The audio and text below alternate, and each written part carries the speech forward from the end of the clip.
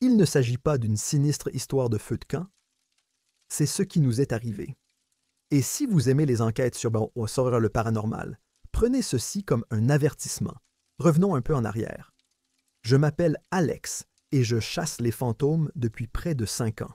Au début, c'était un passe-temps amusant. Aller dans de vieux cimetières, des bâtiments abandonnés, ce genre de choses. J'ai rencontré un couple de personnes partageant les mêmes idées par le biais d'un groupe paranormal local, et nous avons commencé à visiter les lieux de notre région. Nous nous sommes baptisés The Midnight Society. Ouais, pas du tout original, mais peu importe. Il y a moi, Ryan, notre technicien, Lisa, notre empathe, et Jake, le sceptique, parce que chaque groupe en a besoin d'un, non?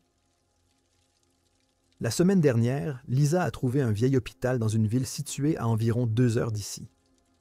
Mary's Memorial. Mary's Memorial. Il a été abandonné à la fin des années 80, laissé à l'abandon après que les fonds se soient taris. Il y avait les légendes urbaines habituelles. Des patients décédés dans le service de chirurgie erraient encore dans les couloirs, l'esprit vengeur d'une infirmière qui s'était suicidée dans le sous-sol. Vous connaissez la chanson. L'endroit avait tout ce qu'il faut pour une enquête parfaite, alors nous avons préparé notre matériel et nous sommes partis. Nous sommes arrivés juste avant minuit. L'endroit était une structure massive et imposante, avec des vignes grimpant le long de ses murs en ruine. Les fenêtres étaient toutes brisées et des graffitis couvraient ce qui restait des portes. Le clair de lune pénétrait à peine l'épais brouillard qui s'accrochait au sol. Honnêtement, l'endroit semblait tout droit sorti d'un film d'horreur. Nous avons garé la camionnette et déchargé notre équipement. Appareil photo, détecteur de champs électromagnétiques, enregistreur numérique, tout ce qu'il faut. Jake, en bon sceptique qu'il est, roulait déjà des yeux devant toute cette installation. Encore une nuit, encore une chasse à l'oie sauvage, marmonne-t-il en portant son sac à dos à l'épaule. Si tu gardes cette attitude, tu risques de passer à côté de quelque chose de vrai, rétorque Lisa, dont les yeux balayèrent déjà le bâtiment, avec ce regard distant qu'elle a lorsqu'elle essaie de sentir l'ambiance d'un endroit. Nous nous dirigeâmes vers l'intérieur, nos pas résonnant sinistrement dans les couloirs vides. L'endroit était un labyrinthe de couloirs et de pièces délabrées, la peinture s'écaillant des murs en longues bandes ondulantes. L'air était chargé de poussière et d'une odeur de moisissure. Ryan a installé les caméras dans quelques endroits clés. Le service de chirurgie, le sous-sol, où l'infirmière est censée être morte, et l'ancienne pouponnière. Pendant la première heure, tout s'est déroulé normalement. Le compteur EMF a émis quelques signaux, mais rien d'extraordinaire. Lisa a dit qu'elle sentait quelque chose d'anormal, mais qu'elle n'arrivait pas à déterminer de quoi il s'agissait. Nous nous sommes déplacés dans l'hôpital, vérifiant les chambres, posant les questions habituelles. Y a-t-il quelqu'un ici? Pouvez-vous nous faire un signe? Ce genre de choses. Puis nous sommes arrivés au 3e étage. L'atmosphère a changé dès que nous sommes sortis de la cage d'escalier. L'air était plus froid, plus dense, comme s'il nous oppressait. Même Jake l'a remarqué, alors qu'il a l'habitude d'ignorer tout ce qu'il ne peut pas expliquer immédiatement. Nous avons décidé de nous séparer. Ryan et moi irions voir l'aile ouest pendant que Lisa et Jake exploreraient l'aile est. Au fur et à mesure que Ryan et moi avancions dans le couloir, j'ai commencé à me sentir mal à l'aise. C'était ce genre de sensation instinctive que quelque chose n'allait pas. Ryan tripotait la caméra thermique, marmonnant que les piles se vidaient bien plus vite qu'elles n'auraient dû. « Tu as quelque chose ?» demandai-je, essayant de me débarrasser de l'anxiété qui me gagnait. « Rien pour l'instant » a-t-il répondu, mais je pouvais entendre la tension dans sa voix. « Mais cet endroit est bizarre. Je n'aime pas ça. » J'étais sur le point d'acquiescer lorsque nous avons entendu un bruit, un léger traînage, presque imperceptible, comme si quelqu'un traînait ses pieds sur le sol. Nous sommes tous les deux figés, et Ryan a lentement tourné la caméra dans la direction du bruit. Le moniteur ne montrait rien d'autre que le couloir vide, mais le son persistait, s'amplifiant. « Allô » j'ai appelé, m'attendant à voir un rat ou quelque chose du genre. Mais il n'y a pas eu de réponse, juste ce bruit incessant. Nous avons suivi le bruit, qui nous a conduits à une double porte au bout du couloir. Elles étaient légèrement entr'ouvertes, et à travers la fente, je pouvais voir la faible lueur d'une lumière vacillante. Ryan et moi avons échangé un regard avant de pousser les portes. La pièce qui s'ouvrait était une grande salle vide. Tous les lits étaient encore là, alignés contre les murs, couverts de décennies de poussière. Mais ce qui a attiré mon attention, c'est la silhouette qui se tenait au fond de la pièce, près de l'une des fenêtres. C'était un homme, ou du moins, cela y ressemblait. Il était grand, les épaules larges, vêtu de ce qui semblait être une vieille blouse de médecin en lambeaux. Il nous tournait le dos et fixait la fenêtre complètement immobile. « Monsieur ?» J'ai appelé, ma voix tremblant légèrement. « Vous allez bien ?» Pas de réponse. Ryan a levé la caméra et j'ai pu entendre le doux ronronnement de la mise au point. « Mec, je n'ai pas de signature thermique, » a-t-il chuchoté. Ce type devrait illuminer l'écran, mais rien. Mon cœur battait la chamade. Peut-être que c'est juste un problème d'équipement, ai-je suggéré, même si je n'y croyais pas une seconde. Peut-être, dit Ryan, mais il n'avait pas l'air convaincu non plus. Nous nous sommes lentement approchés de la silhouette, et à mesure que nous nous rapprochions, l'air autour de nous semblait s'épaissir, comme si nous marchions dans l'eau. L'odeur de décomposition était écrasante, et j'ai dû me couvrir la bouche pour ne pas avoir de haut le cœur. Alors que nous étions à environ 3 mètres, la silhouette a bougé. Ce n'était pas un mouvement normal et fluide. C'était saccadé, pas naturel, comme si quelqu'un l'avait tiré en arrière. La silhouette s'est retournée pour nous faire face, et je jure devant Dieu que je n'avais jamais rien vu de tel. Son visage, ou ce qu'il en restait, était une masse tordue de chair et d'os en décomposition. Les yeux étaient dans des orbites vides, suintant une sorte de substance noire ressemblant à du goudron. La bouche était étirée en un rictus grotesque, les dents déchiquetées et brisées. Mais le pire était le son qu'il émettait, un grognement bas et guttural qui se répercutait dans toute la pièce. « Cours !» j'ai crié, et Ryan n'a pas eu besoin de se le faire dire 2 fois. Nous nous sommes précipités hors de la pièce, en claquant les portes derrière nous. Je pouvais entendre la chose frapper contre le bois, le grognement devenant de plus en plus fort, de plus en plus enragé. Nous avons couru dans le couloir, l'esprit en proie à la panique. J'ai cherché ma radio et j'ai appelé Lisa et Jake. « Sortez de là! Sortez de là! Il y a quelque chose au 3e étage. » « Qu'est-ce que tu racontes? » La voix de Jake grésillait dans la radio, mais je pouvais entendre la peur dans son ton. « Va dans le van! On descend! » Ryan et moi ne nous sommes pas arrêtés avant d'avoir atteint dans la cage d'escalier. Nous avons pratiquement dévalé les marches, et lorsque nous avons atteint le 1er étage, mes poumons brûlaient et mes jambes étaient comme de la gelée. Nous avons franchi les portes d'entrée et sprinté jusqu'au van, où Lisa et Jake attendaient déjà, les yeux écarquillés et pâles. Qu'est-ce qui s'est passé? Lisa nous a demandé de sauter dans la camionnette et d'en claquer les portes. Il y avait quelque chose, souffle Ryan, qui a du mal à reprendre son souffle. Un homme, ou du moins ça y ressemblait. Mais ce n'était pas humain. Il nous a poursuivis. Le scepticisme de Jake sembla s'évanouir alors qu'il regardait de Ryan à moi. « Tu es sérieux? Est-ce que j'ai l'air de plaisanter? » J'ai craqué, en tâtonnant avec les clés. Mes mains tremblaient tellement qu'il m'a fallu 3 tentatives pour faire démarrer le van. Dès que le moteur s'est mis à rugir, j'ai donné un coup de frein. Nous sommes partis en trombe, l'hôpital disparaissant dans la nuit derrière nous. Personne n'a parlé pendant un long moment, le silence dans la camionnette étant lourd et oppressant. Finalement, Lisa a rompu le silence. « J'ai ressenti quelque chose lorsque nous nous sommes séparés, » dit-elle doucement, sa voix dépassant à peine un murmure. C'était de la colère, plus que tout ce que j'ai pu ressentir auparavant. Ça ne voulait pas de nous. « Qu'est-ce que c'était que cette chose? Demanda Jake, la voix tremblante. Je ne sais pas, ai-je admis, serrant le volant jusqu'à ce que mes jointures deviennent blanches.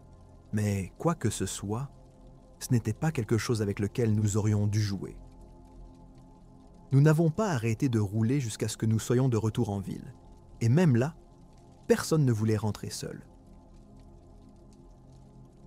Nous avons fini par nous installer chez moi, mais il était impossible de dormir.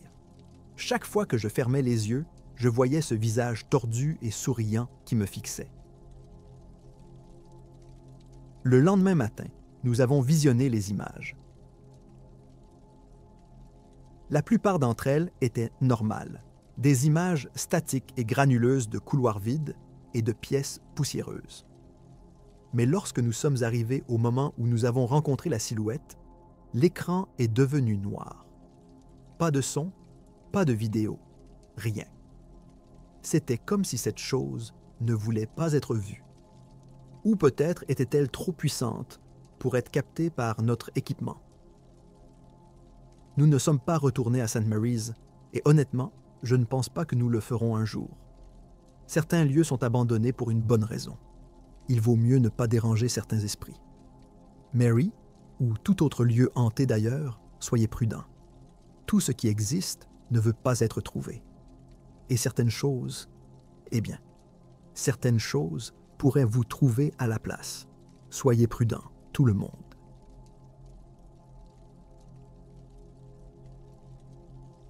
Je n'ai jamais cru aux fantômes ou à quoi que ce soit de ce genre. Mais après ce qui s'est passé à Halloween, je ne peux plus m'en débarrasser comme avant. Je n'arrive toujours pas à m'y faire, et peut-être que le fait de mettre tout ça par écrit m'aidera à y voir plus clair. Voici donc l'histoire de la façon dont mes amis et moi nous sommes retrouvés dans un cimetière abandonné, et pourquoi je ne serai plus jamais le même.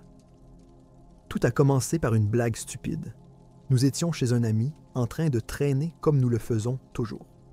Vous savez, le truc habituel d'Halloween. Trop de bière, des décorations bon marché et une playlist de sons effrayants. On était assis, on riait et on se racontait des histoires quand l'un d'entre nous a parlé du cimetière.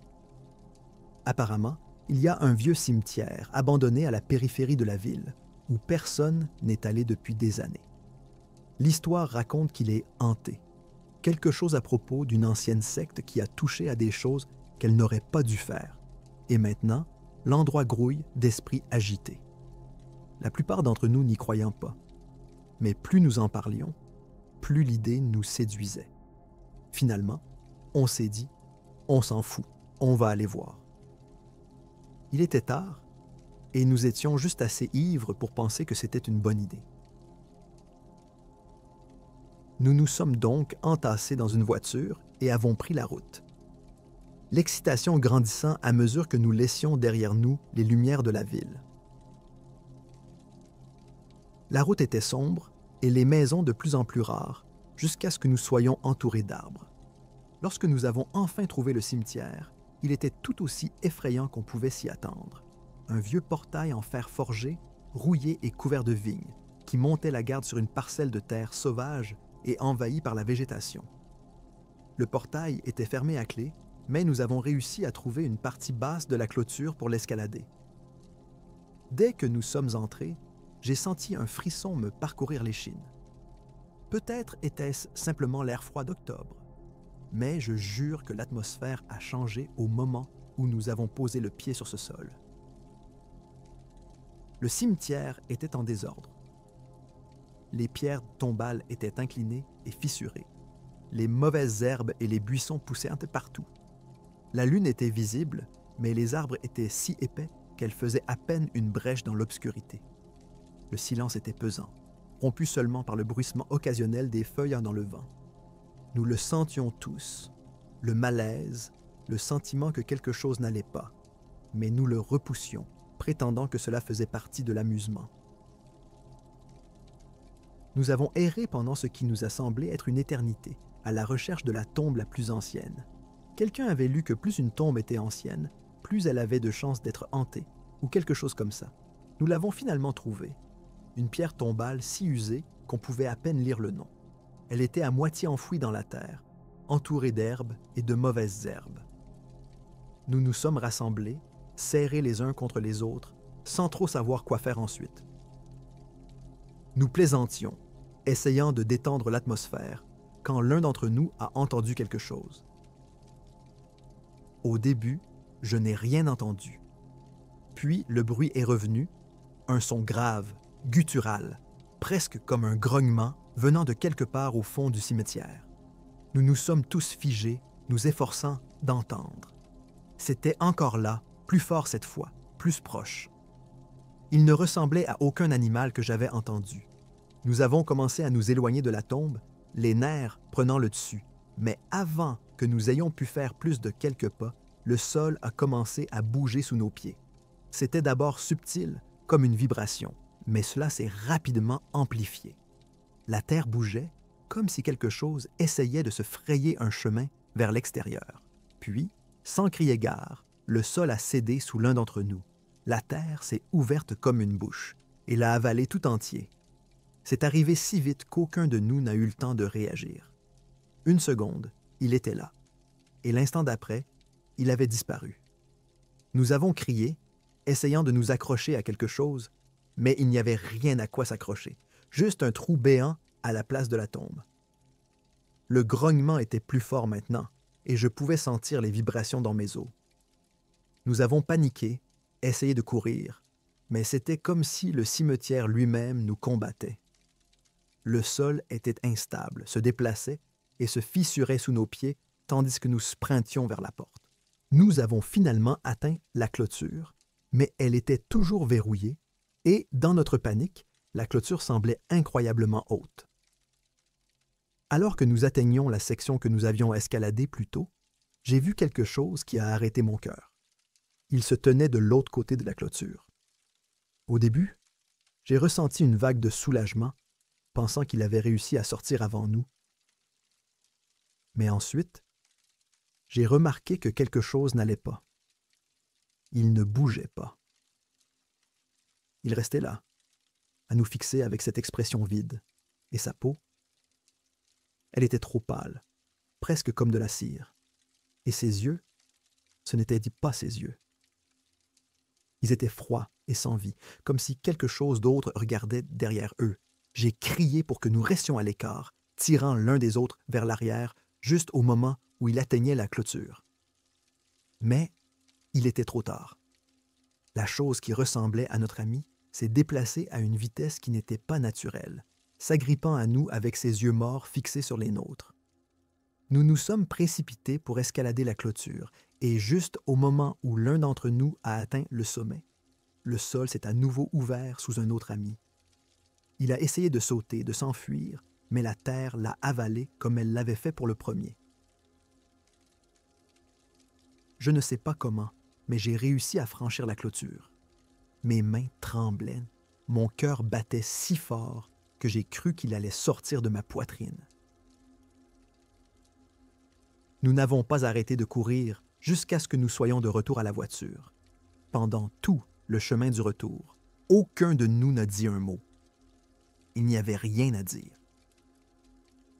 Nous avions perdu nos amis à cause de quelque chose qui ne devrait pas exister et nous savions tous les deux que nous ne pourrions pas l'expliquer, ni à personne d'autre, ni même à nous-mêmes. Lorsque nous sommes rentrés à la maison, nous sommes restés assis dans la voiture, regardant droit devant nous, trop engourdis pour bouger. La culpabilité, la peur, la confusion, c'était trop. Nous avons fini par aller voir la police, mais qu'étions-nous censés leur dire? Que nos amis avaient été enlevés par la terre dans un cimetière hanté? Ils nous auraient enfermés à coup sûr. Nous leur avons dit que nos amis avaient disparu après avoir été séparés dans les bois. Ce n'était pas tout à fait un mensonge, mais ça y ressemblait. C'était comme si nous les abandonnions à nouveau, comme si nous prétendions que cette nuit-là n'avait jamais eu lieu. Mais nous ne pouvions pas faire face à la vérité. Pas vraiment. Ce que nous avons vu, ce que nous avons vécu, c'était trop. Et même aujourd'hui, alors que j'écris ces lignes, je n'arrive pas à me débarrasser du sentiment que ce n'est pas fini. Que ce qui a pris nos amis est toujours là, à regarder, à attendre. Je n'ai pas beaucoup parlé à l'autre survivant depuis cette nuit-là. Nous avons essayé de rester en contact, mais c'est difficile. Chaque fois que nous nous voyons, c'est comme si nous étions ramenés à cette nuit-là. Ils ont quitté la ville il y a quelques mois, et je ne leur en veux pas. J'ai aussi pensé à partir, mais quelque chose me retient ici, quelque chose que je ne peux pas expliquer. Une partie de moi veut retourner dans ce cimetière pour voir si c'était vrai, si quelque chose était vrai. Mais je me souviens du regard de mon ami lorsqu'il se tenait de l'autre côté de la clôture, et je sais qu'il vaut mieux ne pas toucher à certaines choses.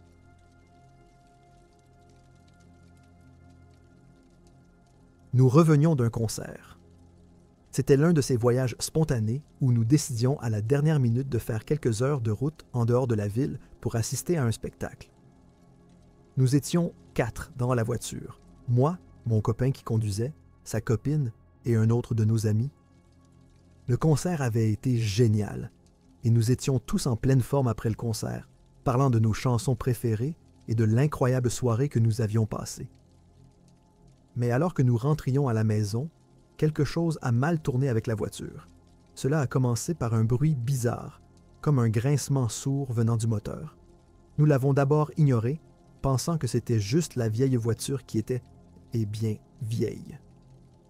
Mais le bruit s'est amplifié et la voiture s'est mise à crachoter. Nous nous sommes arrêtés sur le bas-côté de la route, gémissant tous à l'idée d'être bloqués au milieu de la nuit. La route sur laquelle nous nous trouvions était un tronçon isolé, l'une de ces routes secondaires qui semblaient s'étendre à l'infini sans le moindre réverbère. La seule chose que nous pouvions voir au loin était une faible lueur, peut-être quelques kilomètres plus loin. Pensant qu'il s'agissait peut-être d'une station-service ou d'un endroit où nous pourrions obtenir de l'aide, nous avons décidé de marcher. Nous n'avions pas beaucoup d'autres options et rester dans la voiture toute la nuit n'était pas très attrayant. En nous rapprochant, nous avons réalisé qu'il s'agissait d'une station-service, mais pas du genre que l'on trouve en ville. Celle-ci avait l'air ancienne, comme si elle n'avait pas vu de clients depuis des décennies. La peinture des murs s'écaillait, les vitres étaient fissurées et les pompes à essence étaient celles de la vieille école, avec des cadrans au lieu d'écrans numériques. Une seule enseigne aux néons vacillantes éclairait à peine le nom de la station, et honnêtement, on aurait dit le genre d'endroit où il se passe de mauvaises choses dans les films d'horreur. Mais nous étions désespérés et nous nous sommes dit que ça valait le coup d'essayer. Lorsque nous sommes arrivés, la première chose que nous avons remarquée, c'est l'étrange silence qui régnait. L'endroit semblait figé dans le temps, comme si la personne qui était venue en dernier était partie en laissant tout derrière elle. Quelques vieilles voitures étaient garées sur le côté, couvertes de poussière et de rouille, comme si elles étaient restées là pendant des années. Les vitres de la station-service étaient crasseuses, et à l'intérieur, nous pouvions voir des étagères contenant ce qui semblait être de vieux snacks et des bidons d'huile poussiéreux. Nous avons essayé la porte, nous attendant à ce qu'elle soit verrouillée, mais elle s'est ouverte en grinçant avec un gémissement sinistre. Nous avons pénétré à l'intérieur et nous avons eu l'impression d'entrer dans une autre époque. L'air était chargé d'une odeur de vieille graisse et de poussière. Les lampes fluorescentes clignotaient au-dessus de nos têtes, jetant une lueur jaune maladive sur tout ce qui s'y trouvait. Au fond de la pièce, il y avait un comptoir avec une caisse enregistreuse qui semblait appartenir à un musée. Derrière le comptoir, une porte légèrement entr'ouverte menait à l'arrière de la station. Mais ce qui nous a vraiment frappé, c'est le silence. Pas de ronflement d'électricité, pas de bourdonnement des lumières, juste un silence de mort, comme si l'endroit avait été coupé du reste du monde. Mon ami a appelé « Hello !» sa voix résonnant dans le silence. Aucune réponse, bien sûr. L'endroit était aussi vide qu'il en avait l'air. Nous étions sur le point de faire demi-tour et de partir lorsque la porte de la pièce du fond s'est ouverte en grinçant un peu plus. À ce moment-là, tous mes instincts de film d'horreur me criaient de me tirer de là.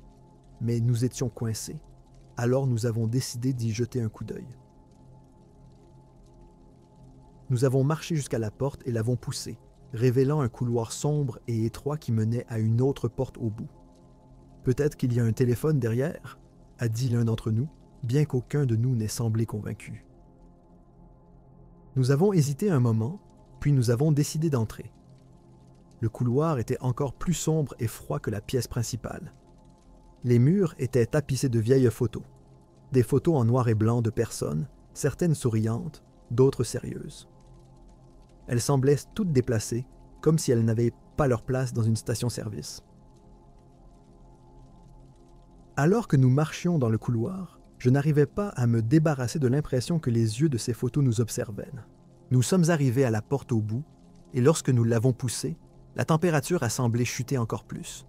Elle menait à ce qui ressemblait à une salle de stockage, remplie de vieilles boîtes, d'outils et de ce qui semblait être un vieux générateur. Mais ce qui a attiré notre attention, c'est la table qui se trouvait au milieu de la pièce. Il y avait dessus une installation étrange, des bougies qui avaient brûlé depuis longtemps, et au centre, un vieux livre relié en cuir qui avait l'air ancien. Mon ami, celui qui conduisait, a pris le livre et l'a ouvert. Les pages étaient jaunies et cassantes, couvertes de symboles et d'écritures étranges qu'aucun d'entre nous ne pouvait comprendre. On aurait dit un film culte, un livre de sortilèges ou de rituels. Nous avons tous commencé à ressentir un sentiment d'effroi, le genre de sentiment qui vous dit que vous êtes à un endroit où vous ne devriez pas être. Alors que nous étions sur le point de partir, la porte s'est refermée derrière nous. Nous avons tous sursauté et l'un d'entre nous a essayé la porte, mais elle n'a pas bougé. Nous étions enfermés. Nous avons commencé à paniquer en réalisant que nous étions coincés dans l'arrière-boutique sinistre d'une station-service abandonnée sans aucun moyen de sortir. Mon ami a laissé tomber le livre qui a heurté le sol avec un bruit sourd qui semblait résonner anormalement fort dans la petite pièce. C'est à ce moment-là que les lumières se sont éteintes. L'obscurité totale nous a engloutis et je sentais mon cœur battre dans ma poitrine. Nous crions tous en même temps, tâtonnant dans l'obscurité, essayant de trouver la porte ou un interrupteur. Mais il s'est passé quelque chose qui nous a fait taire. Nous avons entendu un son, une voix basse et chuchotante, parlant dans une langue qu'aucun d'entre nous ne comprenait. Elle semblait venir de partout et de nulle part à la fois, nous enveloppant comme un brouillard froid. J'ai senti une main sur mon épaule et j'ai failli sursauter, mais ce n'était qu'un de mes amis. « Nous devons sortir d'ici », a-t-il chuchoté, la voix tremblante. Je ne plaisantais pas, mais c'était plus facile à dire qu'à faire quand on ne voyait rien. Puis, dans l'obscurité, nous avons commencé à voir des formes, des ombres qui se déplaçaient dans les coins de la pièce, se déplaçant et se tordant comme de la fumée. L'une des ombres a semblé prendre forme, devenant plus grande, plus sombre, jusqu'à ce qu'elle nous domine. Elle n'avait pas de visage, juste un vide à la place de ses traits. Les chuchotements se firent plus forts, plus insistants, comme si la chose essayait de communiquer avec nous, ou peut-être de nous rendre fous. Nous avons tous reculé contre le mur, pris au piège, tandis que l'ombre se rapprochait. L'un de mes amis a commencé à prier, un autre jurait sous sa respiration, mais je ne pouvais ni bouger ni parler. J'étais figé sur place, fixant cette chose qui semblait s'avancer vers nous, comme si elle voulait nous consumer. Et puis, aussi soudainement que cela avait commencé, cela s'est arrêté. Les ombres se sont évanouies, les chuchotements ont cessé et les lumières se sont rallumées. La porte de la pièce s'est ouverte d'elle-même en grinçant et nous n'avons pas perdu une seconde. Nous nous sommes précipités hors de là, dans le couloir, et nous sommes sortis de la station-service. Nous avons couru jusqu'à la voiture sans nous retourner, le cœur battant, l'adrénaline alimentant chacun de nos pas. Lorsque nous sommes arrivés à la voiture, nous l'avons trouvée dans l'état où nous l'avions laissée. Mais d'une manière ou d'une autre, miraculeusement, elle a démarré du premier coup. Nous sommes partis, n'osant pas regarder dans le rétroviseur, pas avant d'être à des kilomètres de cet endroit maudit. Aucun d'entre nous n'a parlé pendant le trajet du retour. L'euphorie du concert avait disparu depuis longtemps, remplacée par un silence pesant et la terreur persistante de ce que nous venions de vivre. Lorsque nous sommes finalement rentrés à la maison, nous avons tous pris des chemins différents, nous contentant d'un rapide au revoir. Nous ne voulions pas en parler. Nous ne voulions pas reconnaître ce qui s'était passé. Mais je sais que nous pensions tous la même chose, à savoir que nous venions de nous retrouver face à face avec quelque chose que nous ne pouvions pas expliquer. Quelque chose qui attendait dans cette station-service abandonnée depuis je ne sais combien de temps. Les jours suivants, nous avons essayé d'aller de l'avant, mais c'était comme un nuage noir qui planait au-dessus de nous. Mes amis ne voulaient pas en parler, et honnêtement, moi non plus. Mais les cauchemars ont commencé, des rêves sombres et tordus de silhouettes obscures, de ce livre étrange, d'être piégé dans cette pièce sans possibilité d'en sortir. Je me réveillais en sueur froide, le cœur battant la chamade, la peur encore fraîche dans mon esprit. J'ai commencé à faire des recherches dans la région, à essayer de trouver quelque chose sur cette station-service, mais il n'y avait rien. Pas d'histoire, pas d'anecdote, juste un endroit vide sur la carte. C'était comme si l'endroit n'existait pas, ou comme s'il avait été effacé de l'histoire. Et c'était peut-être mieux ainsi. Je n'ai pas fait de voyage en voiture depuis cette nuit-là, et je ne pense pas que je le ferai un jour. Quoi que nous ayons rencontré dans cette station-service, ce n'était pas quelque chose de ce monde. Et j'ai le sentiment que c'est toujours là, attendant que le prochain groupe d'âmes malchanceuses tombe dessus. Voilà, c'est mon histoire. Croyez-la si vous voulez, ou ne la croyez pas. Je sais de quoi ça a l'air. Mais si jamais vous vous retrouvez sur un tronçon d'autoroute isolé au milieu de la nuit et que vous voyez une vieille station-service abandonnée, faites-vous une faveur et continuez à rouler, car il y a des endroits qu'il vaut mieux laisser dans l'oubli.